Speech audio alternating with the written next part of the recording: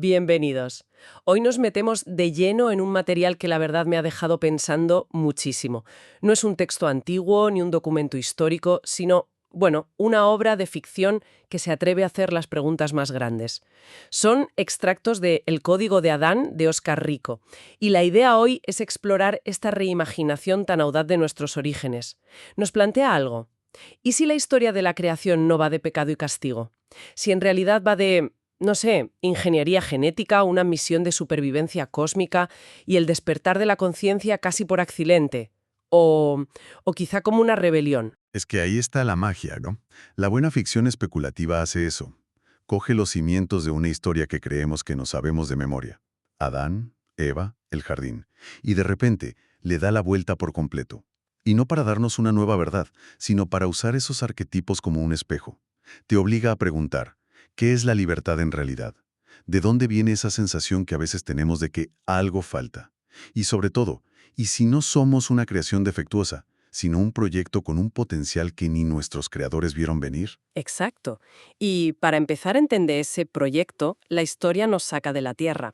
Nos presenta a los Anunnakis, que vienen de un mundo, Nibiru. Y el primer giro es clave. No son dioses todopoderosos, para nada. Su mundo se muere. Su atmósfera se está desvaneciendo y necesitan algo muy concreto para salvarla, oro. Así que su llegada a la Tierra no es un acto de creación divina, es una misión minera, pura supervivencia. Y ese matiz, ¿eh? Ese matiz lo cambia absolutamente todo. Al darles una motivación basada en la necesidad, la historia los baja del pedestal. De repente, ya no es una cuestión de poder, sino de pragmatismo. De, bueno, ¿hasta dónde llegarías para salvar a tu gente? Y estos dioses tienen dilemas que nos suenan, pues inquietantemente familiares. Y yo diría que no es solo necesidad, es también orgullo. Creen que tienen el derecho a hacerlo, lo que lo complica todo mucho más. Me gusta esa idea porque se ve perfectamente en el trío que lidera la misión. Está Enlil, el comandante, es la personificación del orden, de la ley, de la misión por encima de todo. Para él, cualquier cosa que crean es un recurso, un medio para un fin. Y punto. Sí, es fácil verlo como el malo, ¿no? Pero si te pones en su piel, él tiene la responsabilidad de salvar a toda su especie. Desde su punto de vista, la empatía es un lujo, es una variable peligrosa. Su pragmatismo, ¿es maldad o es el tipo de liderazgo que se necesita en una crisis? El libro te hace dudar. Es un punto muy bueno. Y en el otro extremo del espectro, claro, está su hermano, Enki, el arquitecto genético, el científico curioso. Él es el que se fascina con la vida en la Tierra. No ve un planeta lleno de recursos, ve un poema biológico, ve potencial donde Enlil solo ve herramientas. Es el que más cala, creo. Y es interesante que entre esos dos polos, el orden y el caos creativo, esté Ninma, la madre de las formas. Es la genetista jefa, pero con una visión más holística. Ella es la que entiende que cada acción tiene consecuencias. Es la voz de la prudencia. El equilibrio entre la rigidez de Enlil y la rebeldía de Enki. ¿Y la tensión entre esos tres? Entre el deber, la curiosidad y la precaución, es lo que pone todo en marcha. Porque el lugar donde ocurre todo, el Edén, no es para nada lo que imaginamos, ¿verdad? No, en absoluto. El libro lo describe como un laboratorio dimensional. O sea, no es un jardín en un lugar físico de la Tierra. Es una burbuja de realidad, una red de energía suspendida entre dimensiones. Y eso, psicológicamente, es brutal. ¿A qué te refieres? A que si el Edén es artificial, una especie de útero tecnológico, Ujú. significa que nuestra primera experiencia no fue en un paraíso natural, fue en una simulación. En una jaula de oro. Exacto. Cambia por completo la idea del hogar perdido. Quizá no perdimos un paraíso, quizá nos graduamos de un laboratorio. Y esa nostalgia que sentimos no es por un lugar, sino por un estado de inocencia controlada. ¡Qué idea más potente! Y en ese laboratorio es donde crean a Adamu, el molde. Combinan su ADN Anunnaki con el de formas de vida de la Tierra para crear un trabajador, un sirviente. Pero aquí es donde Enki da su primer paso hacia la rebelión. En secreto, invoca algo que el libro llama la chispa del creador original, una conciencia primigenia, y la infunde en su creación. Enki no crea el alma, Actúa como un pararrayos. Abre un canal para que esa conciencia cósmica pueda encarnar. O sea que la conciencia humana en esta historia no es una versión light de la Anunnaki, sino algo de otra categoría. Algo que ni ellos mismos entienden. Exactamente. Y eso es lo que aterra a Enlil. No puedes controlar lo que no comprendes. Para él, Adán ya no es una herramienta predecible, es un espejo. Y un espejo que podría empezar a reflejar cosas que los Anunnakis no quieren ver de sí mismos. Pero el verdadero punto de inflexión, el que rompe el plan, parece ser la creación de Eva. ¿Qué tiene ella de diferente? Porque el texto le da un papel central, es que la crean como un reflejo de Adán, pero su conexión con esa chispa es más pura, más directa. Es menos un prototipo y más una versión refinada. Y es ella la primera que empieza a canalizar información de esa fuente, la que escucha una voz que no es la de sus creadores. De hecho, hay una cita en los extractos que es escalofriante. La voz le dice: soy lo que sueña a tu creador. ¡Wow! Eso lo invierte todo. La jerarquía de poder se derrumba. El creador original no está por encima de los Anunnakis. Es la conciencia de la que los propios Anunnakis son solo un sueño, una manifestación. Es una inversión total del mito tradicional. En nuestra cultura, Eva es la tentadora, la que trae el pecado. Aquí no. Aquí ella no es la causa de la perdición.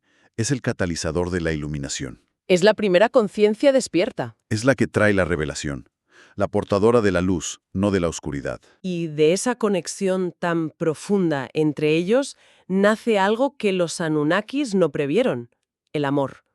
Y el libro es muy claro, no lo describe como una emoción, sino como un fenómeno físico. Sí, habla de la fusión de sus campos energéticos, como si dos notas musicales se unieran para crear un acorde nuevo, una frecuencia que nunca antes había existido. Los sensores Anunnakis detectan esta nueva vibración, pero no la pueden clasificar. Está fuera de sus parámetros. Espera, eso es increíble. Significa que en este universo el amor no es subjetivo, es una fuerza objetiva, como la gravedad. ¿Qué implicaría eso? Implicaría que el amor es una tecnología del alma, porque esa nueva frecuencia les da acceso a algo todavía más poderoso, el lenguaje del alma.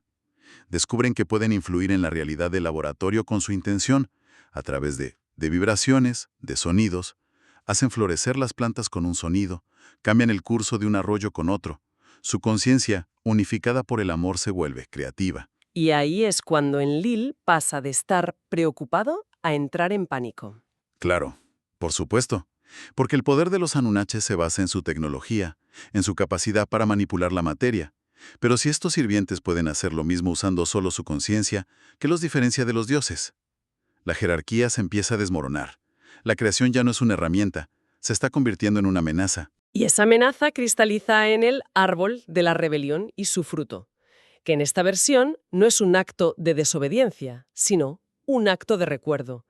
El fruto contiene el conocimiento de su origen, la verdad sobre la chispa que llevan dentro. Y fíjate qué fascinante es la táctica de control de Enlil. No les dice no coman de este árbol porque los hará libres. Les dice no coman porque morirán. Usa el miedo. Claro. No prohíbe el conocimiento directamente. Lo demoniza. Lo convierte en un tabú.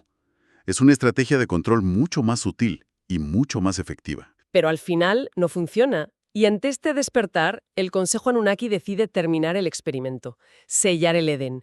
Enki se opone, claro, y hay un diálogo que lo resume todo. Enlil lo llama la caída de la humanidad y Enki le responde algo que se te queda grabado. No será una caída, será un despertar. Es la idea central. Para Enki, el Edén, ese laboratorio ya es una limitación. Es un útero. Y para evolucionar, hay que nacer. Hay que salir del entorno controlado y enfrentarse al mundo real. El exilio deja de ser un castigo por el pecado. Y se convierte en una graduación necesaria. una graduación a un mundo mucho más duro. Mucho más duro, sí, pero real. Es el paso que se necesita para que el alma experimente la densidad, el tiempo, la dualidad, el dolor, la pérdida. Todo el espectro de la existencia que es imposible sentir en un entorno perfecto.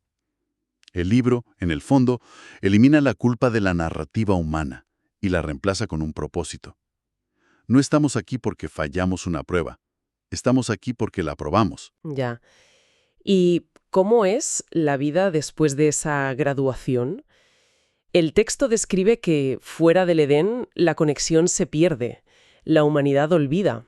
El lenguaje del alma se rompe en mil pedazos y sus ecos se convierten en mitos, en religiones, experimentan el miedo, la muerte. Pero, y esto es clave, conservan una profunda nostalgia, un anhelo por algo que no pueden nombrar. ¿Sabes? Esa idea de la nostalgia del alma resuena un montón. Es casi como si explicara esa sensación universal de que falta algo sin saber qué es. Como el recuerdo de un sueño que se desvanece al despertar. Es la memoria latente de nuestro origen, la chispa que sigue ardiendo bajo las cenizas del olvido.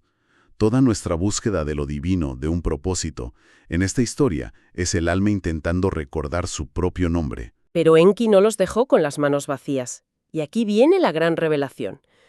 Antes del exilio, Enki ocultó una última cosa en el ADN humano.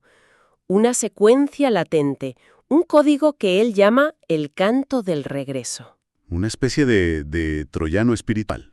Un plan B codificado en nuestra biología. Exacto. Un código genético durmiente, que suena a ciencia ficción, pero como metáfora es potentísima. Y lo más importante es cómo se activa. No es con tecnología ni con intelecto, solo responde a una vibración muy específica, la frecuencia del amor incondicional y la compasión. Lo que nos lleva de vuelta al principio. El amor no era solo una emoción, era una tecnología. Y ahora vemos que es la llave. La promesa de Enki es que la humanidad no necesita salvadores externos. La clave para recordar nuestra propia divinidad, para reactivar nuestro potencial, está literalmente escrita dentro de nosotros. Solo nosotros podemos activarla. Y con esa promesa, la historia cierra este primer arco. Las cenizas del Edén no son el final trágico, son el suelo fértil donde la conciencia humana empieza su viaje. Y los dioses, sobre todo en Lil, se quedan mirando el espejo de su creación. Y por primera vez se ven obligados a cuestionarse. La creación obliga al creador a evolucionar. Es un cierre de círculo perfecto. La humanidad, al ser un reflejo del creador original, se convierte en un catalizador para que los propios Anunnakis se enfrenten a lo que olvidaron de sí mismos. Entonces, si tuviéramos que destilarlo, el Edén no es un paraíso, es un laboratorio. La humanidad no es una creación fallida, sino un experimento que se descontroló, de la mejor manera posible. La caída no es un castigo, es un nacimiento. Y nuestra búsqueda espiritual no es adoración, es un acto de recuerdo interior. Exacto. Y nos deja con una pregunta final flotando en el aire.